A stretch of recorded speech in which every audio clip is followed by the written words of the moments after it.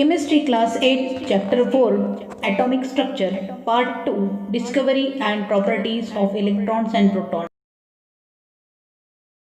Hello dear students, myself Zainab Bohri. I welcome you in Class 8 Chemistry. Dear students, we have studied in the last video about atomic theory proposed by Dalton. Today we are going to discuss about the discovery of protons, electrons in the detail. Dear friends, electrons were discovered through an experiment of discharge tube, which was demonstrated by William Crookes, a British scientist, in 1869 to 1875. Let us observe it. William Crookes discovered cathode rays when he was studying electrical discharge in gases. Cathode rays are produced in the discharge tube. So generally, discharge tube is referred as cathode ray tube. Tube is partially evacuated. It has cathode and anode at both the ends. Electric power is connected through the high voltage battery to the discharge tube through the wires. The tube is supported on the stand. William Crookes observed that when an electric current of high voltage was passed through a discharge tube containing a gas at very low pressure, that is 0.01 millimeter of mercury, the rays were emitted from negative terminal. And these rays he named as cathode rays.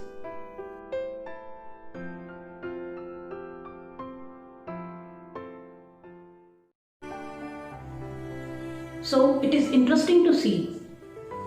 Friends, atoms are very minute particles. We cannot see them. And the subatomic particles which are making an atom, think how the smaller they are, and to discover about them is how complicated. The same experiment was conducted by J.J. Thomson in the year 1897. He took the same discharge tube experiment. Let us observe. J.J. Thomson in 1897. Another British scientist studied the characteristics and constituents of the cathode ray and concluded that cathode ray consist of negatively charged particles. Now these are named as electrons, which are present inside the atom of all the elements.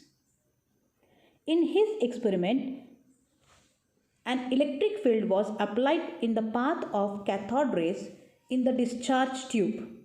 It was observed that cathode rays were deflected toward the positive plate of the electric field. This showed that cathode rays were negatively charged. When a magnetic field was applied in the path of cathode rays, they were again deflected in the direction in which moving negative charge would be deflected. This proved the cathode ray consisting of negatively charged particles. Today we are knowing them as electrons. Let us see the properties of electrons. Electrons are integral part of atom. They are independent of the nature of gas of discharge tube. They has definite mass and carries 1 unit negative charge. Dear friends, in the year 1886, E. Goldstein carried the experiment with the same discharge tube, but here he made some changes. He placed a perforated plate in between the discharge tube, and some modification he made in this, and he observed something new. Let us see this. Canal rays. Canal rays are beams of positively charged ions produced in discharge tube. In 1886, the German physicist Eugene Goldstein discovered the canal rays and experimentally proved the presence of protons in the atom.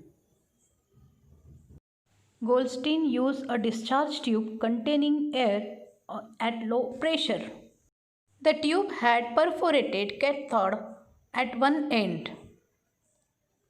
Voltage of 10,000 volt was applied to the anode.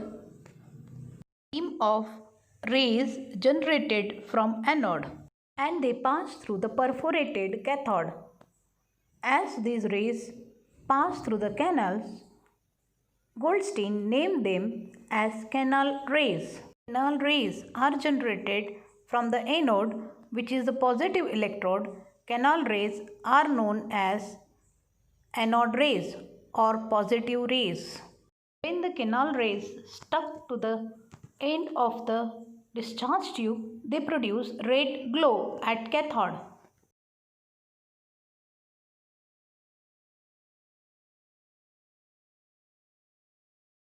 When the high voltage passes in the gas, atom spread into the positive particles and negative particles. Positively charged particles pass through the gas towards the cathode. The positively charged particles were named later as protons. So from this experiment, E. Goldstein concluded that anode rays are possessing some positively charged particles. In coming years, the same particles were named as protons. Let us see the properties of protons. Protons are positively charged particles in the nucleus of an atom. They have the definite mass and unit positive charge. Here we come to the year 1903, where J.J. Thomson proposed his model of atom. He explained that atom is made of positively and negatively charged particles. So the whole atom is like a pudding and consisting of positive charges. Within this, the negative charges are dispersed over all, like plum. He named this model as a plum and pudding model. Let us observe this plum and pudding model explaining the structure of atom by J.J. Thomson. Presence of protons and electrons were discovered, but now the question was, how is the atom? Many models were proposed. First model, Thomson model, second Rutherford's model, then Bohr's model. Let us see one by one. So first is Thomson's model of atom. Sir J.J. Thomson proposed his atomic model in 1903 as a plum pudding model of atom. There are two things in his mind. The first thing, atoms are neutrally charged, and second, negatively charged particles called electrons are present in an atom. How this is possible? This plum and pudding model is also known as watermelon model. We are eating watermelon more, so let us understand through the watermelon model about the structure of atom explained by J.J. Thomson. So J.J. Thomson explained that the atom is consisting of positive charge, like the red part of watermelon. And as the black seeds are embedded within this red part, the same way electrons are embedded within the positive particles of atom. Let us discuss plum pudding model. So here in the pudding, the dark part, that is the plum which you can see, is compared with the negative particles in the atom. And the remaining part, which is pudding, is compared as the positive part of atom. This way, this model is known as plum pudding model of atom. J.J. Thomson proposed that an atom consists of positively charged sphere and electrons are embedded in it. You can see over here the positively charged atom consisting of negatively charged electron distributed within it. And he also explained that the negative and positive charges are equal in magnitude, so that an atom as whole is electrically neutral. If there are 4 positive charges, then 4 negative charges. So there were so many drawbacks in the J.J. Thomson's atomic model. The first important drawback, this model was not explaining about the stability of atom. He was not able to explain that how the electrons are not getting attracted toward the positive charges. The second thing, the theory did not mention anything about the nucleus of an atom. That what is the nucleus and what the details are. We will come to know about in the next theory. It was also unable to explain the scattering experiment of Rutherford. Okay dear friends, I hope the history of different researches about the positive and negative particles which were named in the upcoming time as protons and electrons you have seen and you understood. So read it and learn the properties of protons and electrons. Here I have given some questions for learning.